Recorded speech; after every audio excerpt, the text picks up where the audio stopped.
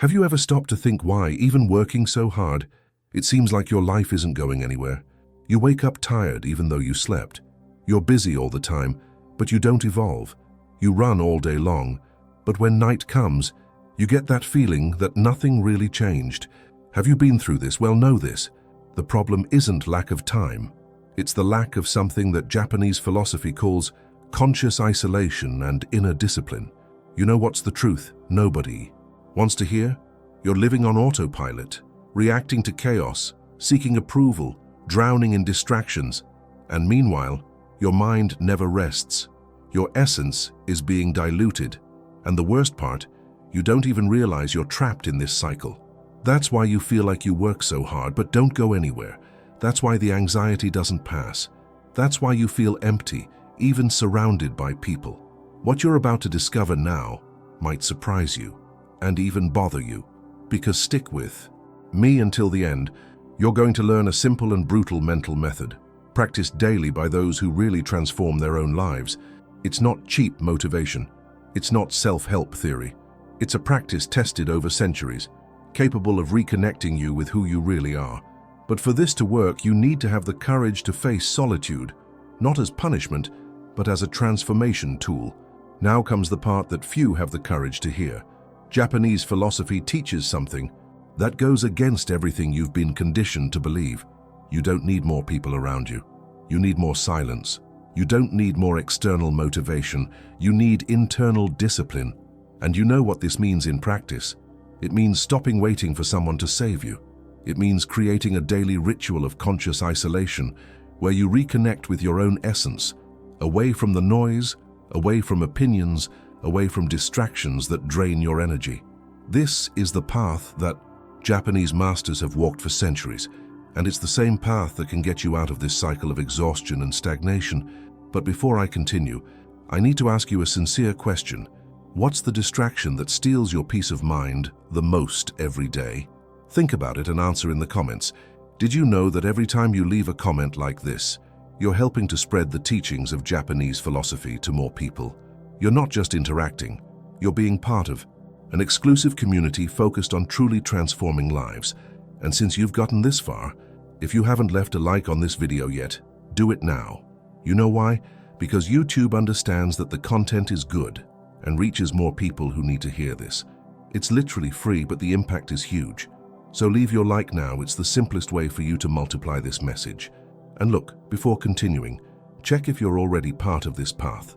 Subscribe to the channel because the next videos are part of a complete series to forge discipline, strong mentality, and prepare you to start 2026 on another level. Your participation here is what makes this channel grow and reach more people with this type of content. You have no idea how much this strengthens this chain. Now that you're already part of this, let's get to what really matters. The error of the modern morning. You know what's the first mistake you make every day? And I say this without judgment, because I also did this for years. The mistake starts at the exact moment you open your eyes. You wake up, and what's the first thing you do? You grab your phone. Even before getting out of bed, you're already reacting. Notifications, messages, emails, stories of people living lives that seem better than yours. In a few minutes, your mind is already full, anxious, tired, and you haven't even gotten out of bed yet. Japanese philosophy calls this loss of mental sovereignty. You hand over control of your mind, even before taking control of your day. And here's the brutal truth. Whoever starts the day reacting to the world spends their whole life being controlled by it. Think with me. You wake up running, turn on your phone, already enter rush mode, comparison, mental noise. When you realize it, you're on autopilot, doing everything you need to do, but without presence, without intention, without real energy. And at the end of the day, when you lie down, comes that strange feeling, what did I do today?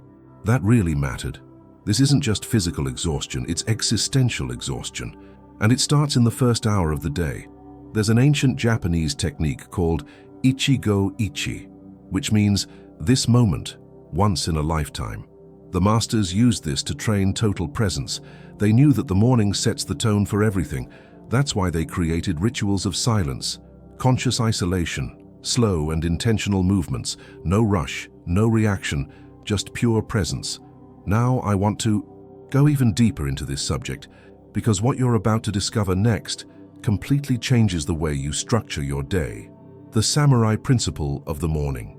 The samurai had an unwritten code that few know about. They believed that the most important battle of the day didn't happen on the battlefield. It happened in the first moments after waking up, because they knew a simple and powerful truth. The morning defines the mental state of the entire day. If you win the mind early, you carry an invisible advantage that no one else has. And look, I'm not talking about waking up at 5 in the morning to run a marathon or meditate for 3 hours. I'm talking about something much deeper and more practical. Japanese philosophy teaches that discipline isn't born from willpower. It's born from repeated routine, from silent consistency, from commitment to small rituals that you honor every day, even when no one is watching. You know what this means? That the morning isn't about doing a lot. It's about not getting distracted. It's about protecting that sacred space between you and external chaos. The masters called this shoshin, beginner's mind, a clean mind, without judgments, without automatic reactions, just pure presence. Imagine waking up and instead of grabbing your phone, you take 3 deep breaths, get up, drink water, stay 5 minutes in silence. Just that. Seems simple, right? But it's in this simplicity that real transformation lives, because you're training your mind to be sovereign, to not react, to command. I knew the story of a businessman who applied this in his life. He was at rock bottom, anxious, without direction. He started waking up half an hour earlier just to sit in silence. No phone, no news, just him and his breathing. In 3 months, his life turned around. Not because he worked more, but because he regained control of his own mind. Now I want to show you exactly how you apply this in practice, with a method that anyone can start. Tomorrow. Comment there, I command my mind. Now I want to show you exactly how you apply this in practice, with a method that anyone can start tomorrow. But first, let me tell you something. If this content here is making sense to you, I prepared a complementary material that goes far beyond what I can cover here in the video. It's a practical guide called The Path of Japanese Discipline. It was created precisely to transform your common mind into a disciplined, focused, and unshakable mind. This material teaches you how to act every day, even when motivation fails, even when tiredness weighs, and even when no one is watching. It works with an ancestral method that eliminates procrastination, dominates unstable emotions, and builds that silent consistency that shapes true winners. It's not about passing enthusiasm, it's about developing the mental power that sustains permanent results. More than 1 million copies have already been accessed by people who were exactly where you are now. And look, this material can go offline at any time. I left the link here below in the description, but I might take it offline in the next few days. So if it makes sense to you, take advantage while it's still available. This content is complementary to what we talked about here and can save you a lot of time in practice. Now back to what really matters. The simple ritual. No fantasy, no mysticism. There's a hidden truth that almost no one talks about. Real transformation doesn't start with big decisions, it starts with the first minute of the day. The way you wake up defines the mental tone of the next hours, and this directly impacts your choices, your energy, and even the way you react to problems.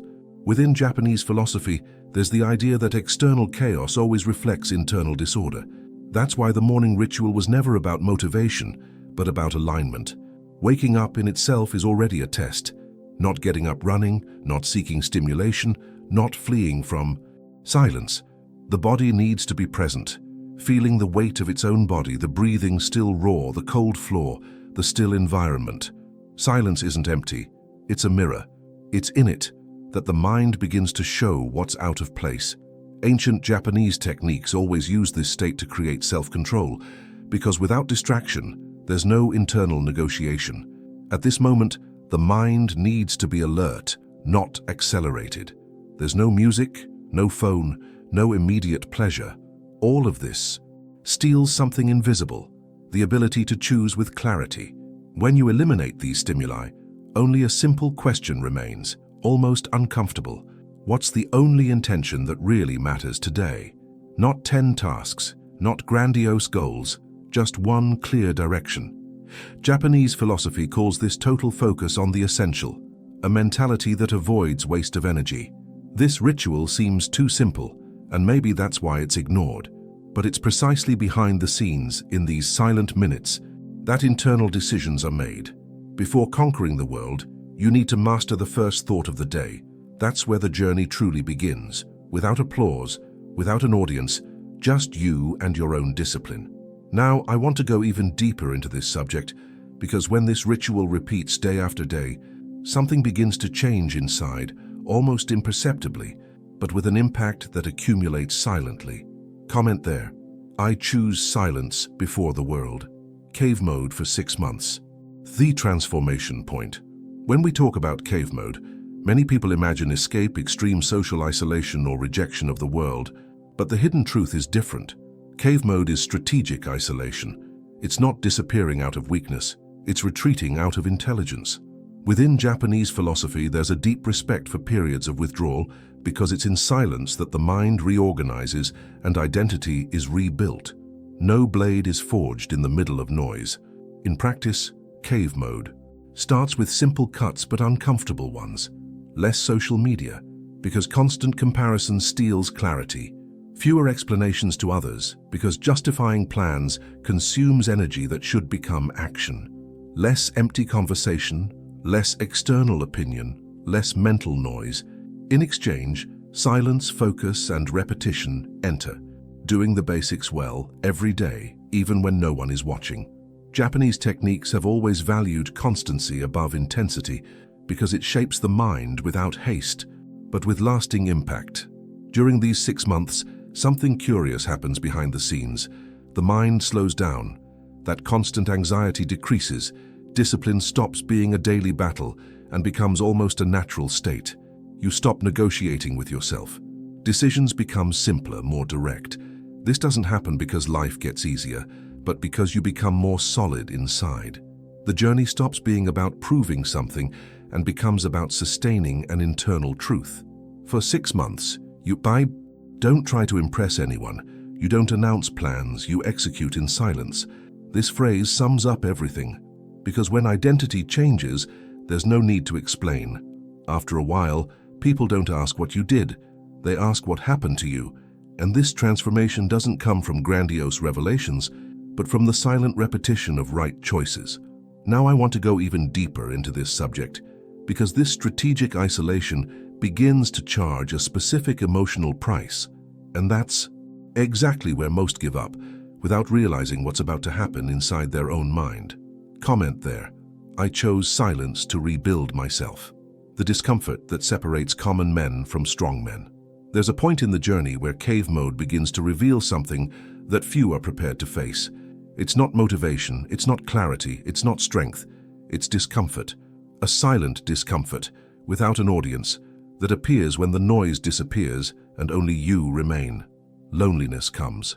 First, not physical loneliness, but that feeling of not having anyone to share the process with, because almost no one would understand your decisions. And, deep down, you realize you don't want to be understood right now.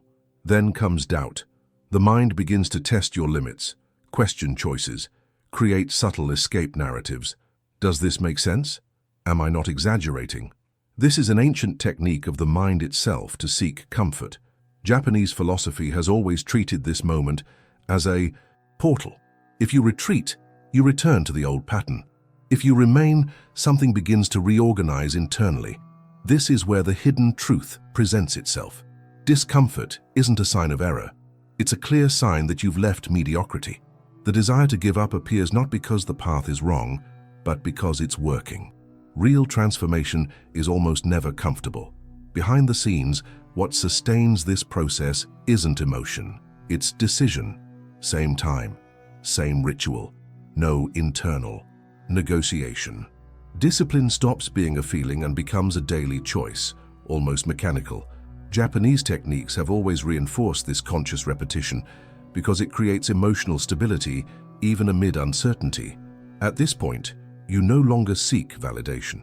You seek coherence between what you decided to be and what you do every day. And this changes mentality deeply. The impact isn't immediate, but it's cumulative. Something begins to solidify inside. even if no one notices yet on the outside. Now I want to go even deeper into this subject because there's an invisible effect that emerges when you cross this discomfort without negotiating with yourself, and it completely redefines the way you see yourself. Comment there. I don't negotiate with my discipline. The invisible result that no one can copy. After crossing through silence, isolation, and discomfort, something begins to reveal itself almost discreetly. It's not an explosive change. It's not a cinematic turn. It's a deep internal adjustment, one of those that only those who lived it perceive. Focus becomes sharper, not because you force yourself more, but because the mind learns to ignore what doesn't matter. Decisions that before seemed confusing become simple. There's clarity where there was noise before. Emotions also change. They don't disappear, but become more stable. Japanese philosophy has always taught that self-control isn't repression. It's mastery. You feel, but don't react on impulse.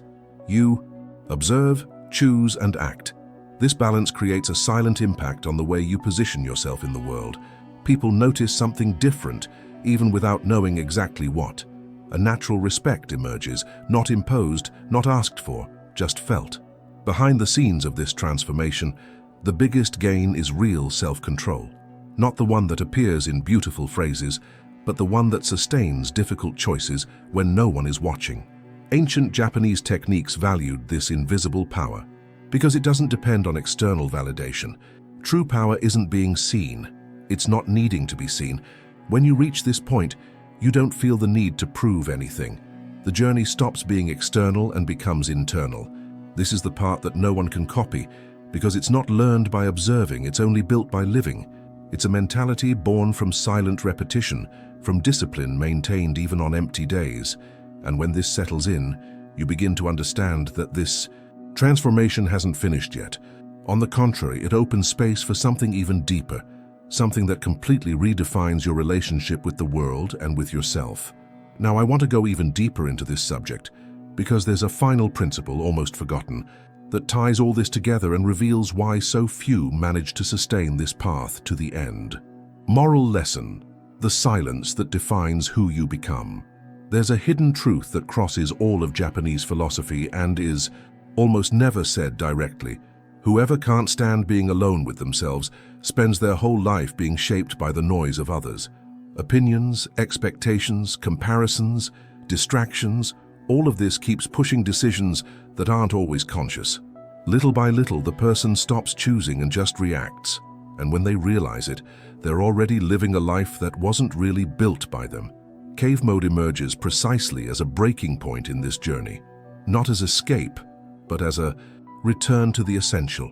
Japanese techniques have always valued withdrawal as a form of internal refinement.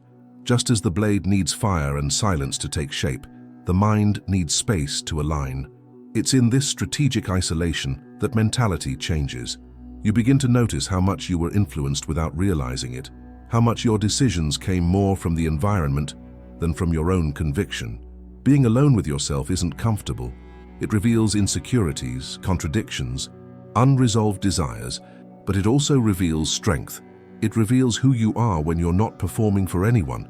This process has a direct impact on how you see the world and how the world begins to see you. Less need for validation, more clarity, more responsibility over your own trajectory. Transformation happens behind the scenes, far from any immediate recognition. Enter cave mode now, or continue being shaped by the world. This phrase isn't a threat, it's a statement, because in the end, there's always a choice being made, even when you believe you're not choosing. And the sooner this decision becomes conscious, the more control you assume over your own story. Now, I want to go even deeper into this subject because there's a final detail, almost imperceptible, that determines whether this change sustains itself long-term or ends up being just another attempt forgotten along the way. If you got this far, it's because something of what was said made sense to you, not as passing motivation, but as real reflection, one of those that keeps echoing even after the video ends. If this type of content helps you think better, organize yourself inside, and make more conscious decisions, then it's worth continuing this journey together. Subscribing to the channel is just a simple way to ensure that these contents keep reaching you without noise, without excess, just what really matters. If you want to show me you stayed until the end, leave a comment writing, "I entered cave mode," and come back here every day as a form of commitment. I always read, and this creates a real connection among those who have this same mentality. And if this video delivered value to you, buy me a coffee. The link is in the description. It's a direct way to support the channel and keep this type of content alive. Also, take the opportunity to give a like on the video. This helps more than it seems and keeps this conversation happening.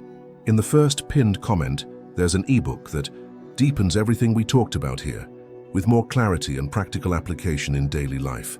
Take a calm look at it later. And before leaving, there's a video here on the side that complements this subject.